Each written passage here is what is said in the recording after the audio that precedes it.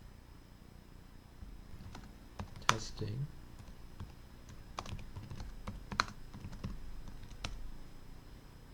Testing. Testing.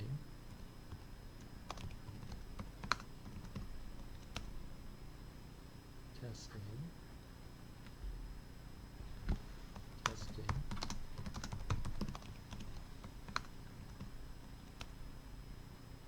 Testing. Testing. Okay. Testing. Testing. Okay.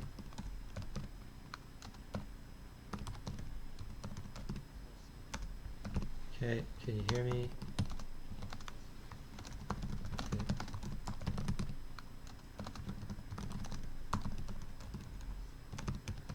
Okay, can you hear me?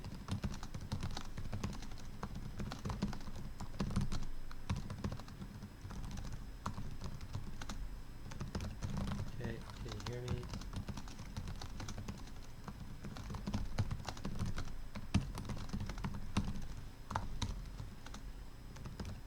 Okay, can you hear me?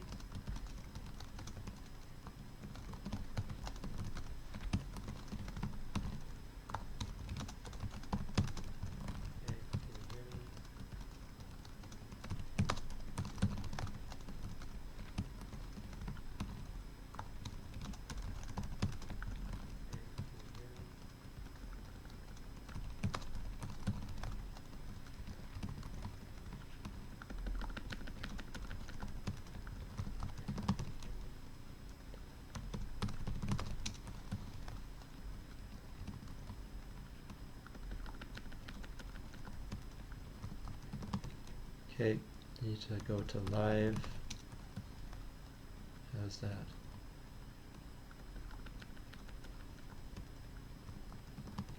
Okay, need to go to live. How's that?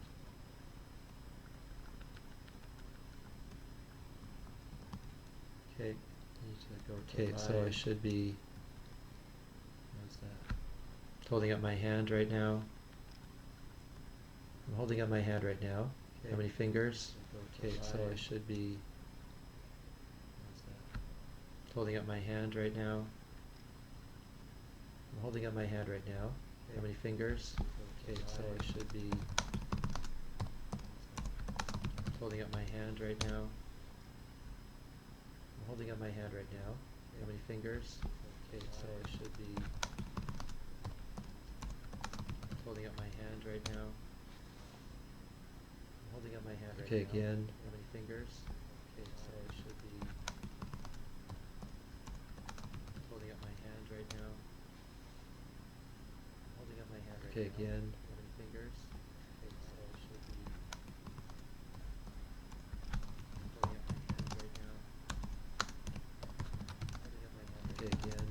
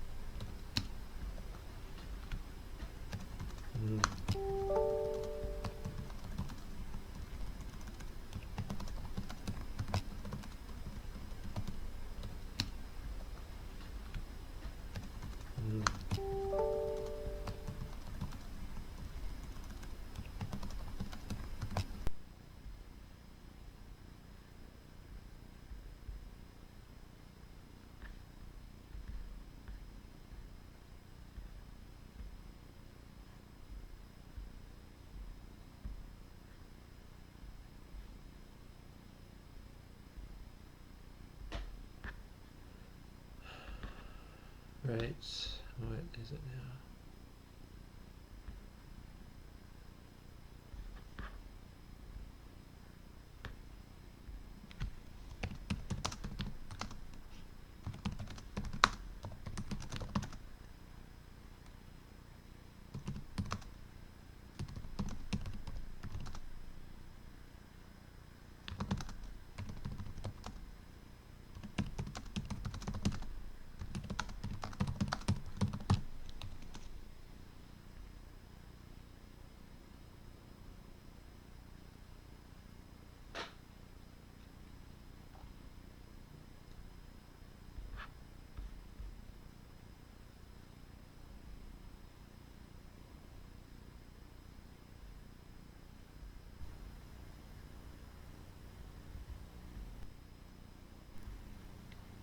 Okay.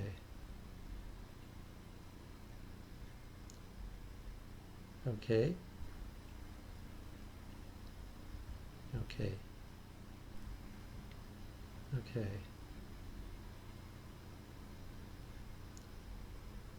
Okay.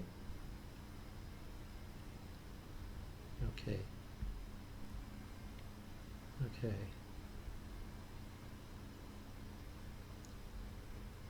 Okay. Okay.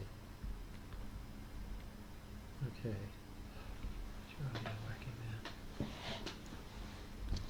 Okay. Okay.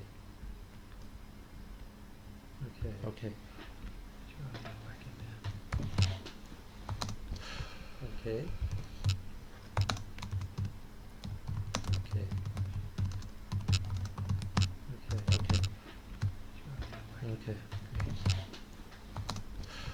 Okay. All right, so good, you've got my voice, and so just continue with this lecture. Okay. All right, so good, you've got my voice, and so just to review it a little bit with this lecture. Okay. All right, so good, you've got my voice, and so just to review it, talking about functions and the operations that you can perform on functions with this lecture. Okay.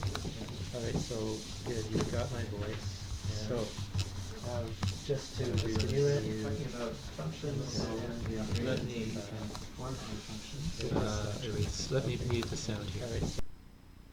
Okay. So I muted my sound so I don't have it coming into the background here. So, in dealing with functions, we want to look at operations on two different functions, f and g. Okay, so the operations that I went through were f plus g of x, and that was just f of x plus g of x.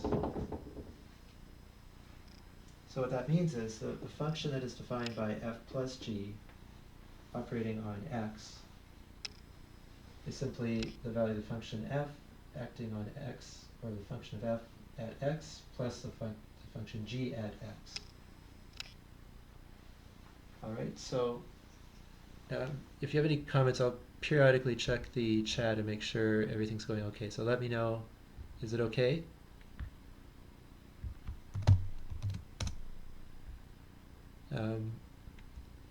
Alright, so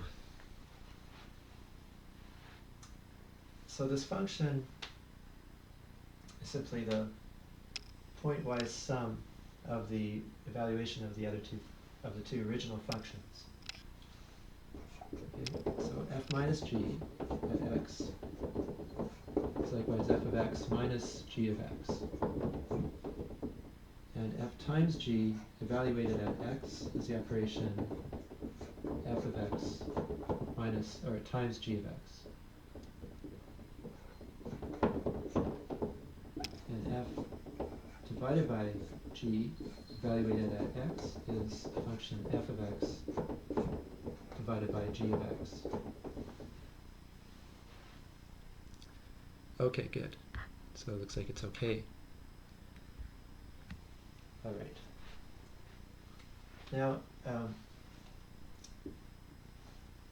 as I explained earlier, although there's no audio, so it might be hard to tell from that, but I looked at the domains of the two functions. So f has domain,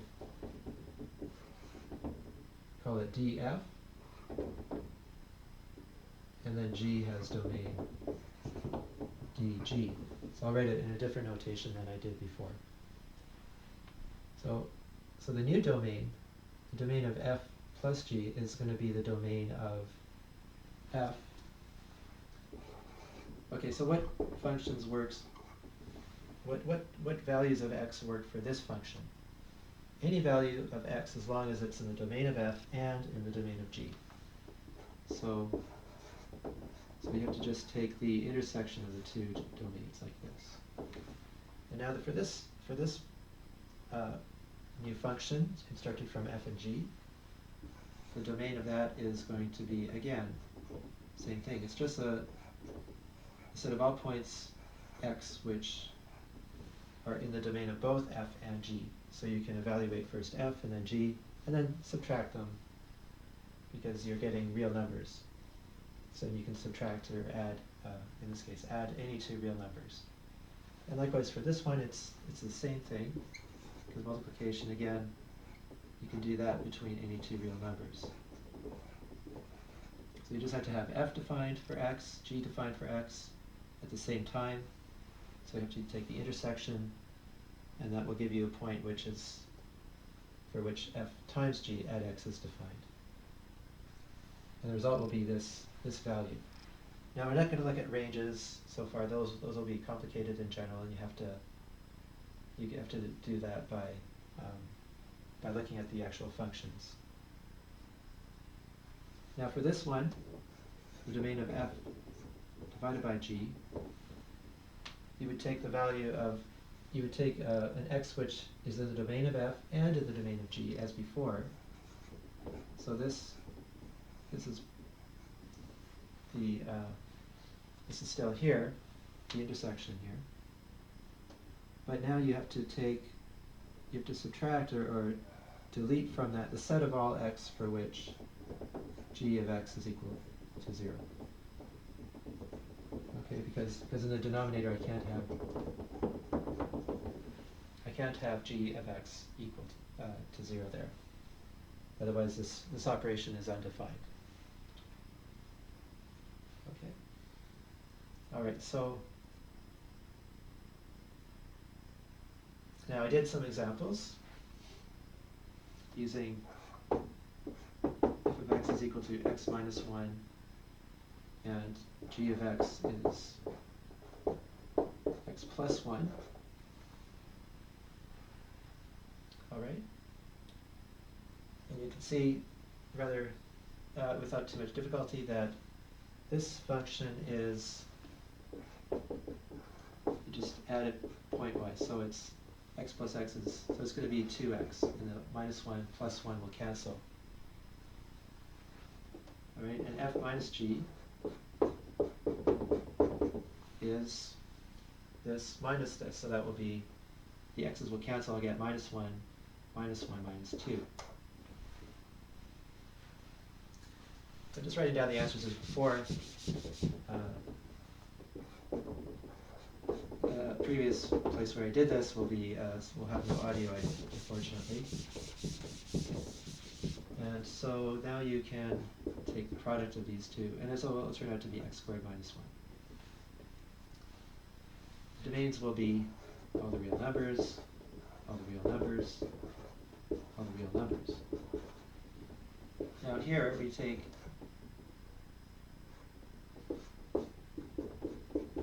the quotient of f and g, and so we'll get x minus 1 over x plus 1. And there the domain now is the intersection of the reals with the reals, which is the reals. Okay, I erased it, but then you have to take away the set where x is, or the denominator is equal to 0. So there the domain is a set of all x such that x is not equal to minus 1.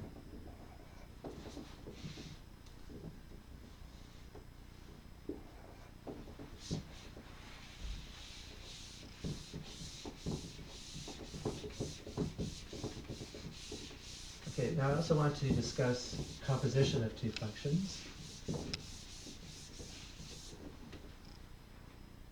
The composition of f and g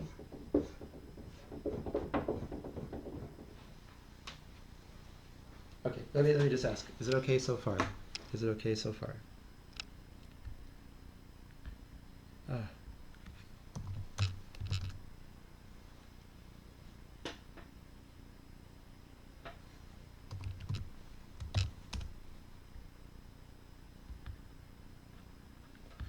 Okay, just try going back to live.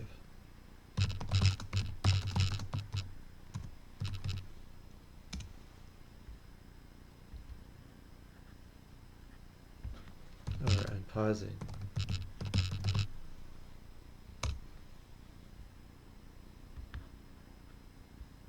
All right. Okay. So the composition of two functions, I'll just go back to that then, is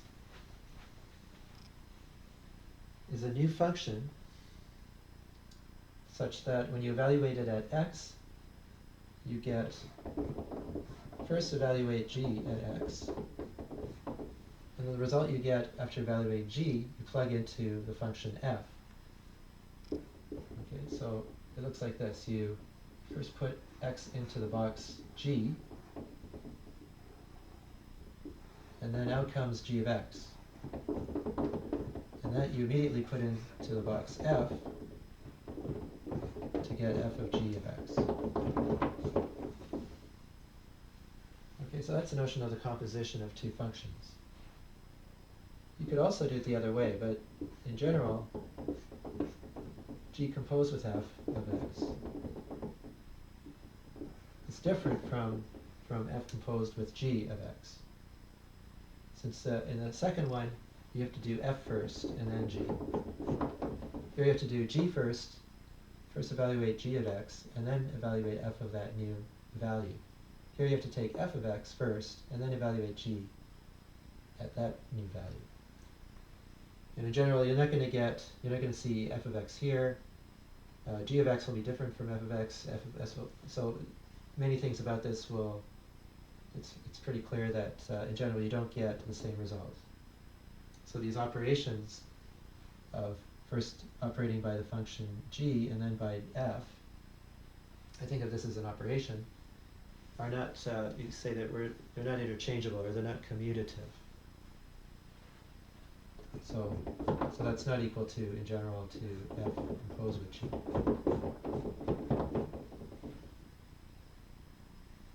Okay. The composition is not commutative.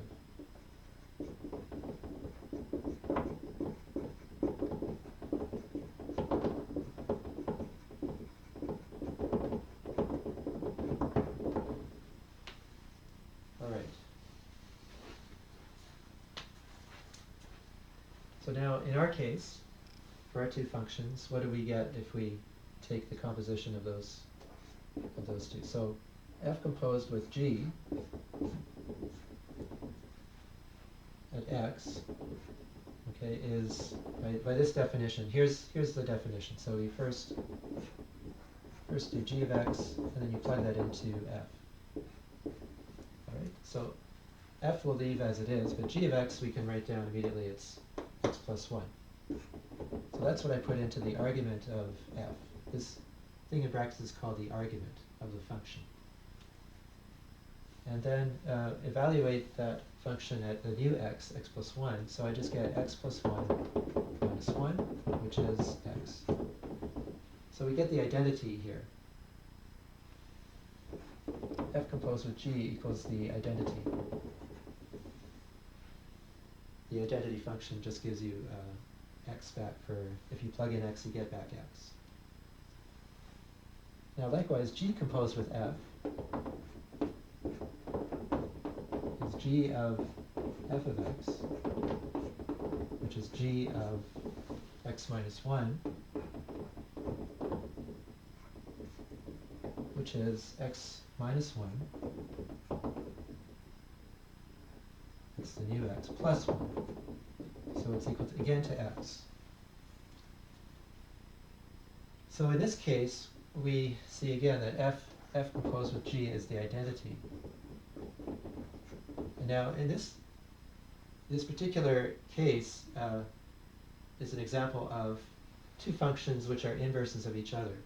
So an inverse function, so if we start with a function f, then an inverse function will undo the operation of f. So if I start with f and I operate on x, x subtracts 1. Then the function g adds the 1 right back. So I get the original value for x. Or if I did it the other way, first g adds 1 and then f subtracts 1. Again, those are inverses of each other. Anyway, so you have to have both of these. No, sorry, this should be g composed with f, so the order is different. So both of these, when they're true, tell you that f and g are inverses of each other. Okay, so now if we want to think carefully about the composition of functions, especially how it affects the domains.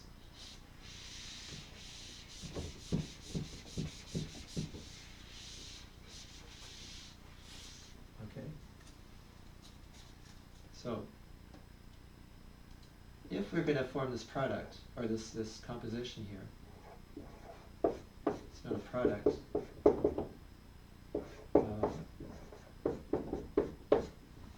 Then, in order to form this, we need x to be, x is in the domain of g. So we need at least that. But also we need that the range of g, which I call Rg, has to be contained in the domain of f. Or actually, it should be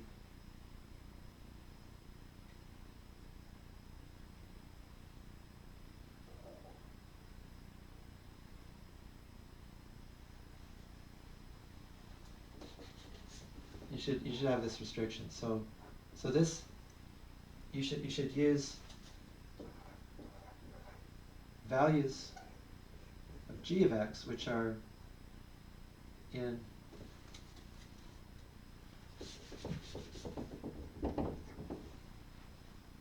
such that g of x is in the domain of f. So I want this as well. Okay, so if both are true, then I can form first, if x is in the domain of g, then I can form g of x, no problem. I get a real number. But g of x might not be in the domain of f. All right? And so I have to restrict further this set, right, in order to make sure that g of x is in the domain of f. So I have to take this new domain to be the set of x which are in the domain of g, such that g of x is in the domain of f. That's my general definition of the domain of a composition. right? Now let's see how this works for our functions here. For these functions in the example,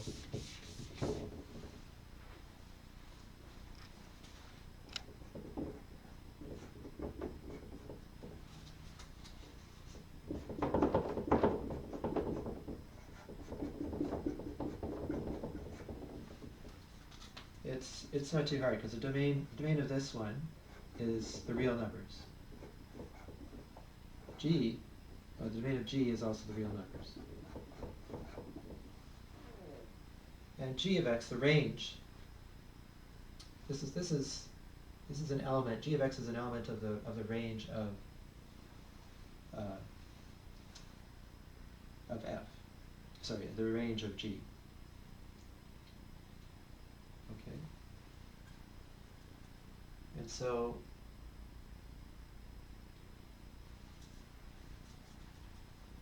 what's the range of G? So the range of G is again all real numbers, because this is a straight line. I mean, it's going to go from, it's going to be able to take on any real value as long as X is one less than that real value. Okay, so the range is also R. So any element of the range is also going to be in the domain of F, which is also the real numbers. Okay, so this is true for all X in the domain of G, which is the real numbers. So here, the domain of the composition is again the reals. And likewise for the opposite order. Okay. So let me just do some other examples here.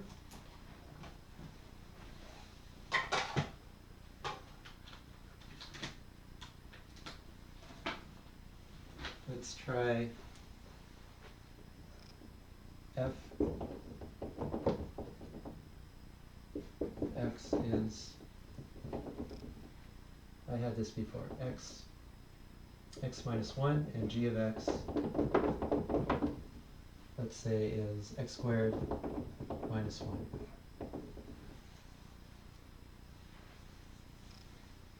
Okay, so now we have f composed with g of x. Let's see what that is. Okay, so we have to take f first, and then g of x. G first, and then g of x first. So we get g of x is x squared minus 1, and then we plug that into the argument of f. Okay, so putting that whole thing in place of the x, you get this expression, and we have to subtract a 1 as well. So we have to subtract a 1 here, but that's part of the argument. That goes all in this x here, and there's an extra minus 1 out here. So in the end you get x squared minus 2. Okay, now let's see what we get if we go the other way and take g composed with f of x. So g composed with f of x, you take f of x first, and then operate on it with g. So we take x minus 1, and we put it into this expression. So x minus 1 goes in here, square it, and then minus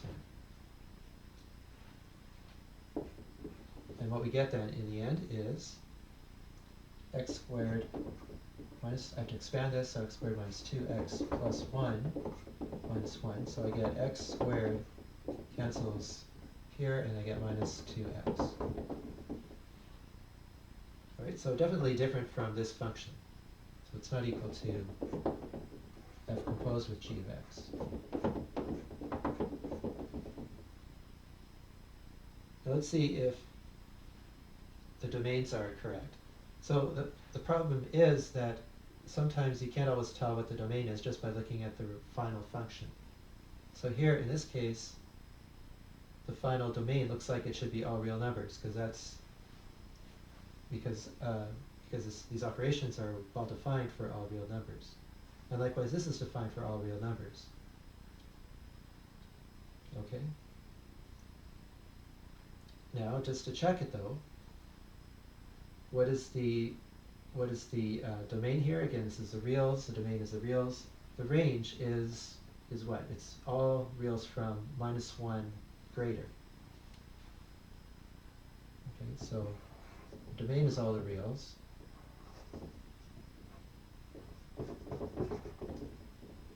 The range is everything bigger than -1.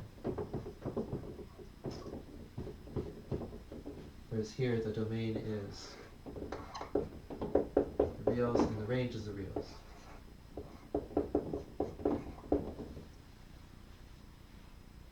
Okay, so now for this function, you want to find all the x in the domain of G, which is the reals.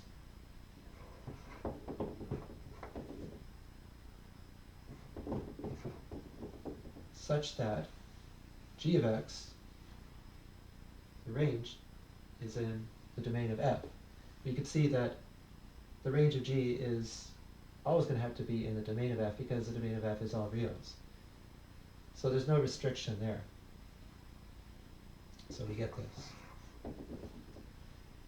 And for this function, G composed with f, you are looking for now the domain of that is equal to all the x in the domain of f such that f of x is in the domain of G.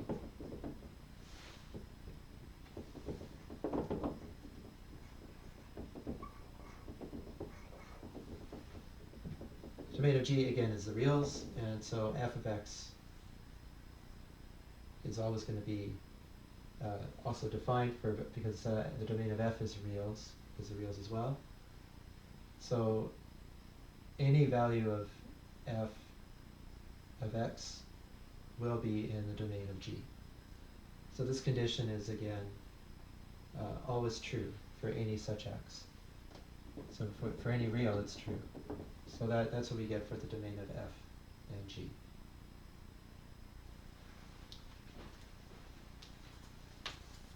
Okay. And I wanted to look at an example that I gave you as a sample quiz from last semester. Okay. Let me just bring it up here. Here we go. Okay, so that example is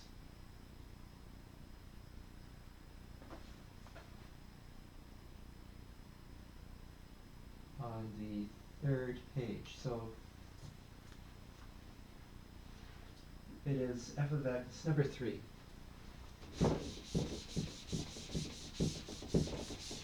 So this will be an example of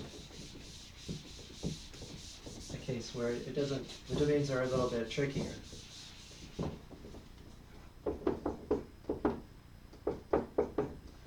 All right, so it's number 3 of quiz 1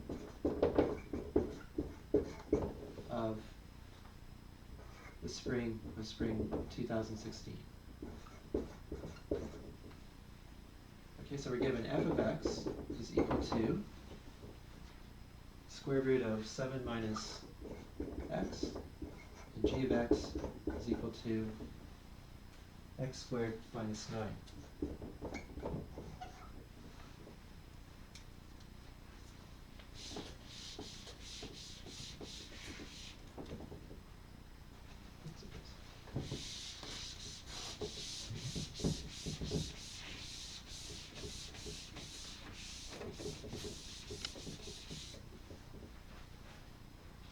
Okay, so what is the domain of this guy?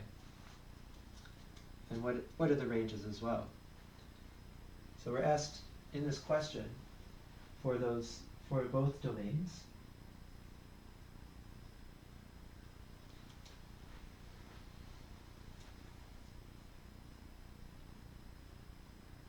We need the domains and ranges of f and g.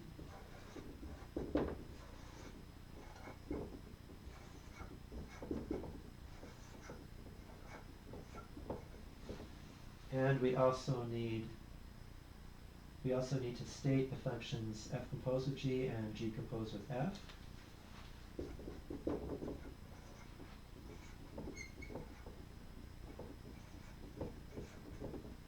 And find the domains of those.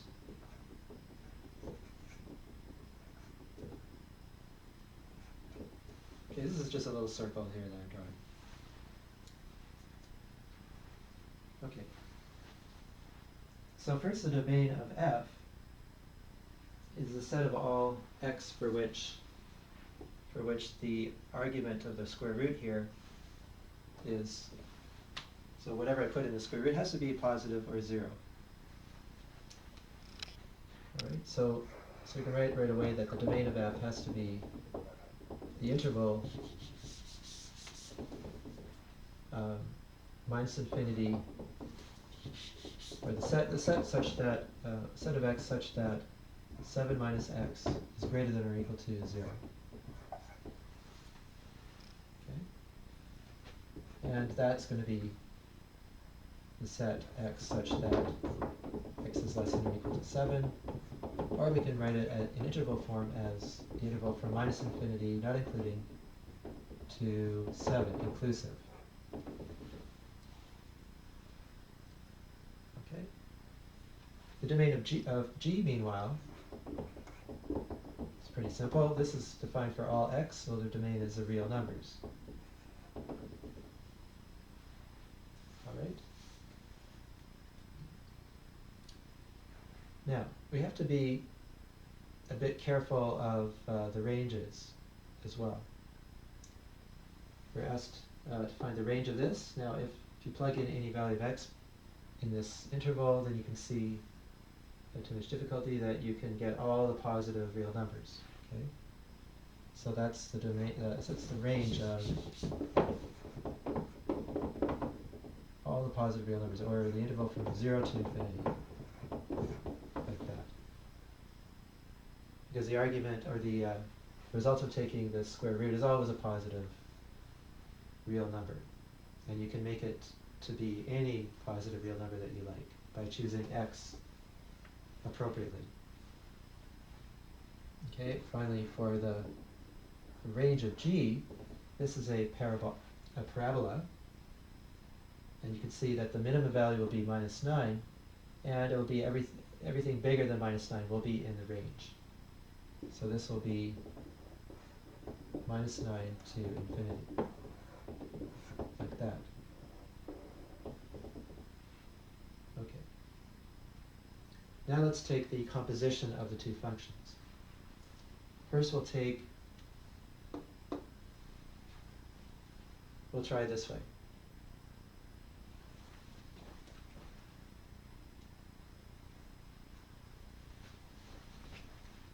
Okay, so f composed with g.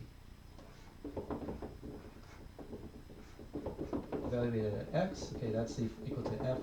So first you evaluate g of x, and then you plug it into f. So g of x is x squared minus 9.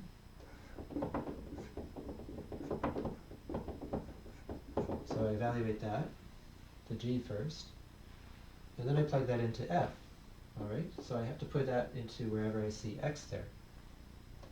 Well, I see, so the 7 is a constant, then minus this whole thing, x squared minus 9. So I have to put that in brackets. And the square root still is like a big bracket as well, so that's an outer bracket. So now I expand this inside, and I get 7 minus x squared plus 9. So you can see I'm adding that up, and I get 16 minus x squared.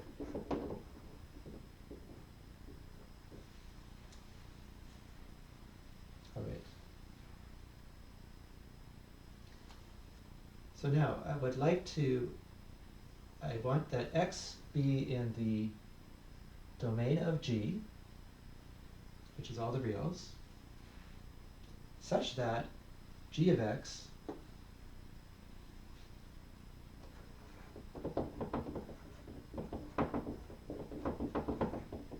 well, sometimes I use this notation. This is like, this means in. Okay, I'll try to write in, but sometimes I'll write that.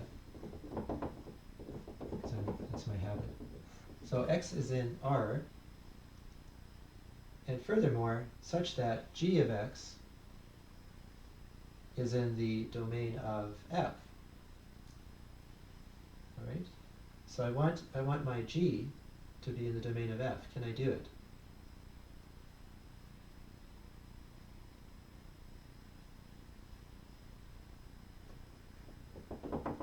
Well, the domain of F has to be this interval.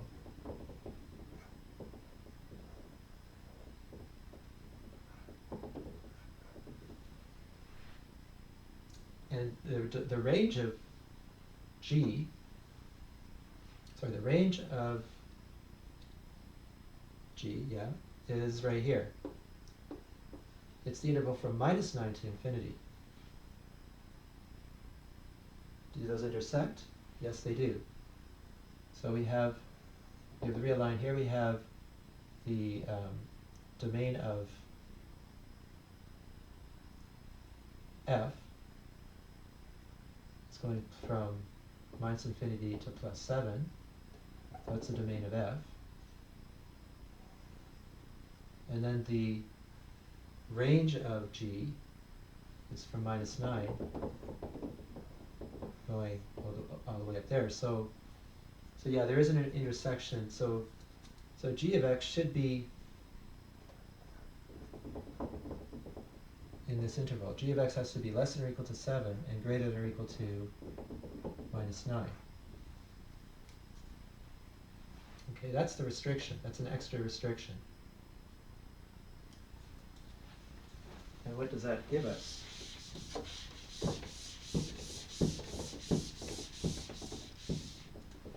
Okay, let's put it in. So G of x is, what was our function? It was x squared minus 9, right?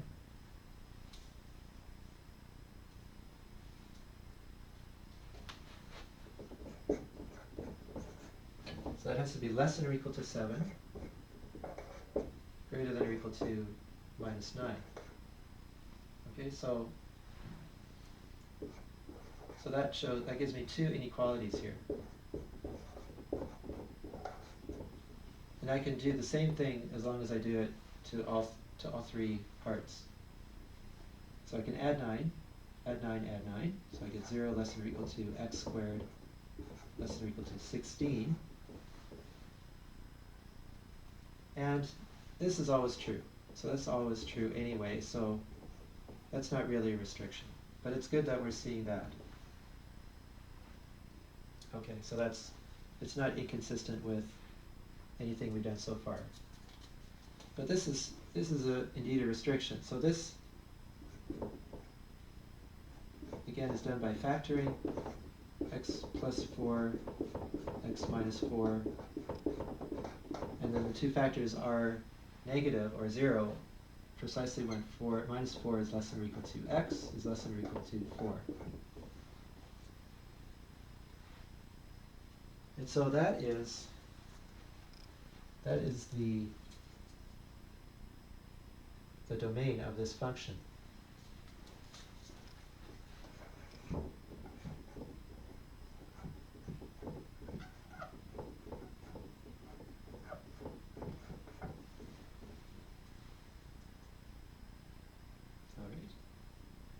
So again, it's the set of all elements in the domain of G, which goes from -9 to infinity,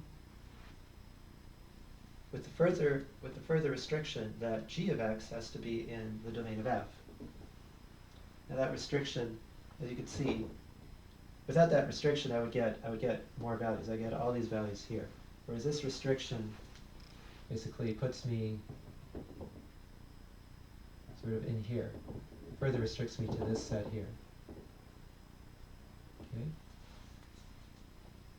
All right. Now, let's do the other way, the other function, g composed with f. Okay, in this case,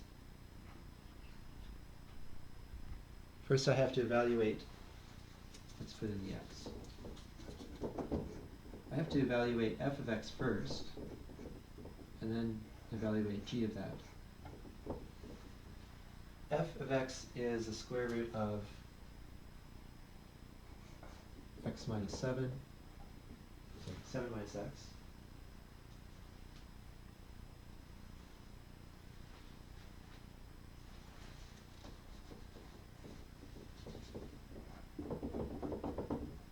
And then I have to square and subtract 9.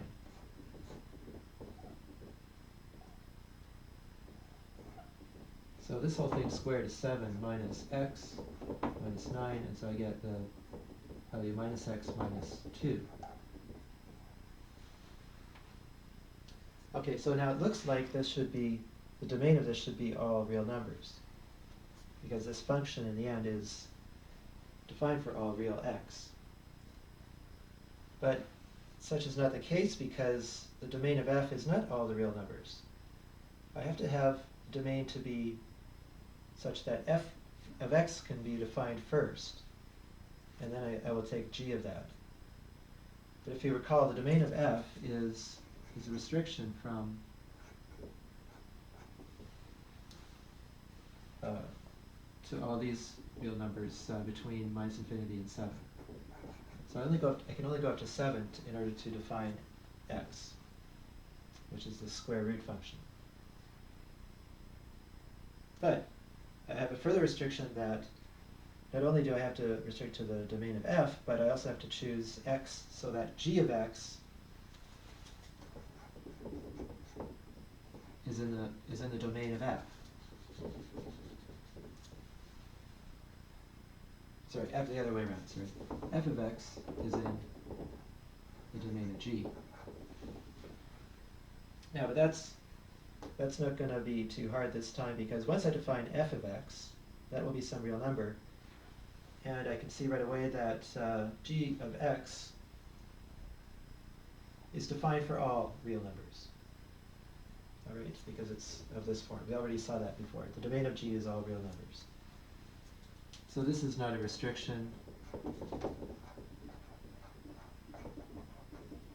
It's not a further restriction to the domain. So instead, the domain of the composition then is then just going to be this, the domain of f. So we get this. Okay, so that's how to solve that problem. Okay, so